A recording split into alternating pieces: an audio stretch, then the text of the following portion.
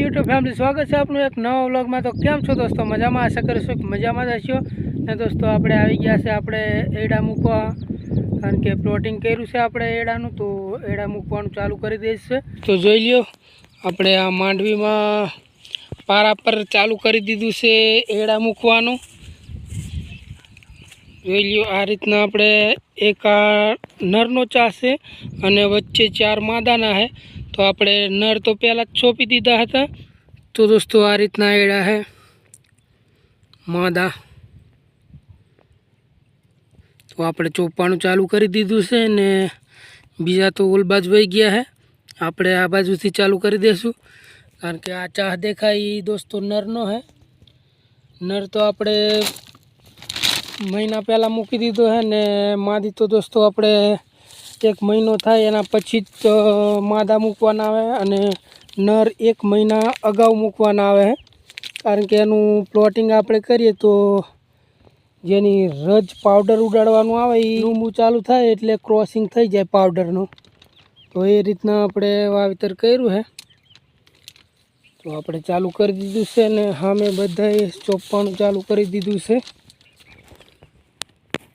તો વરસાદ પણ 2-3 દિવસથી બંધ થયો છે, એટલે હવે આપણે કામ શરૂ કર્યું છે। નહીંતર 4-5 દિવસથી તો આપણે ઘરની અંદર જ બેઠા હતા ને હવે થોડુંક તડકીને એવું કાઢ્યું છે, તો આપણે ચાલુ કરી દીધું છે કામ। ને અમારે માદા મૂકવાના બાકી હતા એડા, તો આજે ચાલુ કરી દીધું છે।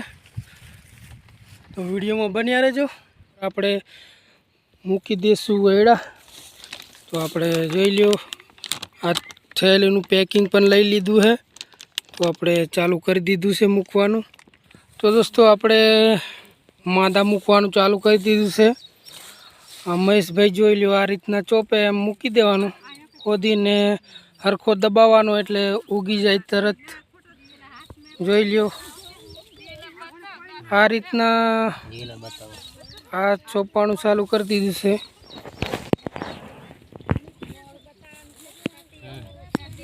હજી ગારો છે દોસ્તો, એટલે આને હાથમાં દાંતેડું લઈ લીધું છે ને ખાડા કરીને અંદર મૂકીને ચોપી દેવાના। તો આ રીતના બધા જ ચોપવાનું ચાલુ કરી દીધું છે। જોઈ લ્યો,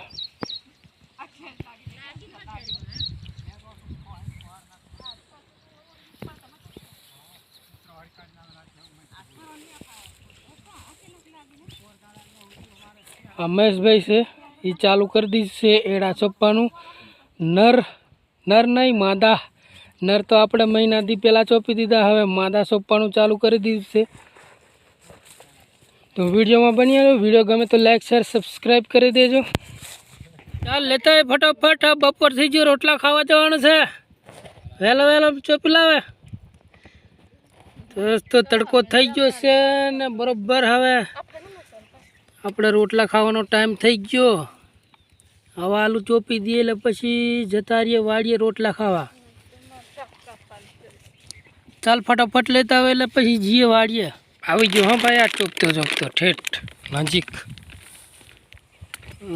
પૂરું કરી નાખ્યું આ ચોપવાનું। આવી ગયો ઠેઠ। તો આપણે એડા મૂકવાનું થઈ ગયું છે પૂરું, અને થઈ ગયો છે બપોરને આપણે જઈશું વાડીએ। હવે ટાઈમ થઈ ગયો છે જમવાનો, એટલે જઈશું આપણે રોટી ખાવા। તો વિડીયોમાં બન્યા રહેજો, આપણે વાડી પણ બતાવું ને આ બધા મજૂર છે એ પણ હવે રોટલા ખાવા નીકળી ગયા। એમને જબર ભૂખ લાગી ગઈ એટલે ચાલો આ એક વાવનિયા વાળો જાય, મને ભૂખ લાગી એટલે ડોરા હું ખીલીને જાય છે મફરિયાનો। દોસ્તો આપણી માંડવી થઈ ગઈ છે, આ રીતના બિહાર છે। આ એક જ છોડ છે પણ માંડવીનો બિહાર એકદમ સારો આવી ગયો છે। 50-60 માંડવીના પોપટા બેસી ગયા છે ને એકદમ પાકી થઈ ગઈ હવે। તો પોકી ગયા છે આપણે વાડીએ, ને આ છે વાડીનો નજારો। ને હવે રોટલા ખાવાના છે એટલે પહેલાં હાથ પગ ધોઈ નાખીએ। તો આ છે અમારે કુંડી, અહીંયા બાજુ આ બળદને પાણી પાવાનું છે ને આ વાડી। તો દોસ્તો આપણે આવી ગયા છે મરચીના ખેતરમાં। લાઇટ આવી ગઈ છે એટલે આપણે વાડીનું પાણી કાઢવાનું છે દાંડવીમાં, કારણ કે અમારા મરચીના ખેતરમાં આવી ગઈ છે રેચક, એટલે કે પાણી પાટલામાં સુકાતું નથી, પાણી આમ વરસાદના હાયલા જ જાય છે, તો આમાં જમીન ધરાઈ ગઈ છે એટલે જે આ પાણીનું જે જાય છે એ નીચે ખેંચાઈ જાય, તો આ રીતની રેચક આવી ગઈ છે, જોઈ લો તમે, આટલું પાણી જાય છે હજી, એટલે આમ જમીન ધરાઈ ગઈ એટલે પાણી ખેંચતું નથી અંદર, તો આપણે વાડી ચાલુ કરીશું તો આ જમીનમાં ખેંચાઈ જશે। તો આ રીતના આપણી મરચી છે, તો ચાલો જઈએ વાડીએ અને મોટર ચાલુ કરી દઈશું। તો આપણે આવી ગયા છે વાડીએ ને મોટર પણ ચાલુ કરી દીધી છે। અત્યારે મોટરનું પાણી જાય છે ડ્રીપમાં, તો આપણે થોડી વાર ચાલવા દઈશું, પછી વાલ ફરાવી દઈશું એટલે જશે પાણી દાંડવીમાં।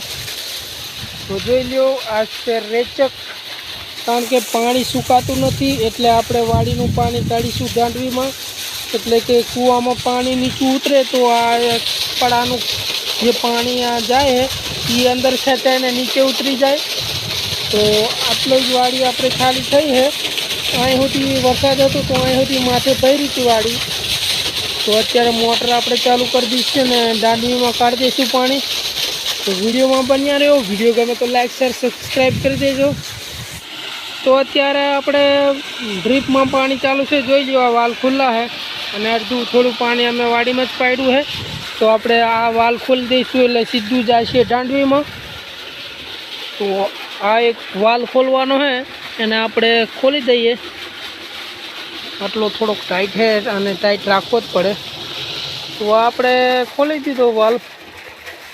આ પાણી ગયું દાંડવીમાં, તો આપણે અહીંયા પણ જઈને બતાવું તમને, ને આ વાલ આપણે ડ્રીપના છે એ બંધ કરી દઈશું, આ વાડીમાં પડે છે એ પણ બંધ કરી દઈએ, અને આ ડ્રીપમાં જાય છે એ પણ બંધ કરી દઈશું, અને સીધું પાણી કાઢી દીધું આપણે દાંડવીમાં।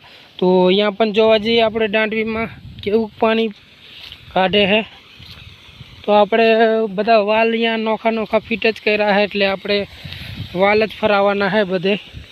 તો જોઈ લો વાલ ફરાવીને સીધું પાણી કાઢી દીધું છે દાંડવીમાં। તો અહીંયા ચાલુ થઈ ગયું આપણે પાણી કાઢી દીધું બહાર, જોઈ લો અહીંયા ધોવાનું ન થાય એમ કરીને આગળ ફુવારો છે અહીંયા આપણે કોથરો, તાકે ધોવાનું ન થાય, ને અહીંયા જોઈ લો ચાલુ થઈ ગયું ને આ છે દાંડવી, આમાં જશે આગળ નદીમાં પાણી, તો ચાલુ કરી દઈશું પાણી દાંડવીમાં। આ વાલ તો ફરાવી દીધા, વાલ ફરાવીને આવી ગયા આપણે અહીંયા દાંડવી પાસે જોવા કે પાણી કેવું કાઢે, તો પાણી તો બરાબર નીકળે જ છે ને જાય છે દાંડવીમાં, અને આ પાણી જાય છે સીધું નદીમાં, તો આપણે કરી દીધું છે। તો હવે જઈશું આપણે ત્યાં વાડીએ, વિડીયોમાં બન્યા રહો, વિડીયો ગમે તો લાઈક શેર અને સબસ્ક્રાઈબ કરી દેજો। તો દોસ્તો આપણે વાડીનું પાણી દાંડવીમાં કાઢીને આવી ગયા છે માંડવીના ખેતર। આજનો વિડીયો અહીંયા જ પૂરો કરીશું, વિડીયો ગમે તો લાઈક શેર સબસ્ક્રાઈબ કરી દેજો। ફરી મળીશું નવા વિડીયોમાં, ત્યાં સુધી જય શ્રી કૃષ્ણ, જય દ્વારકાધીશ।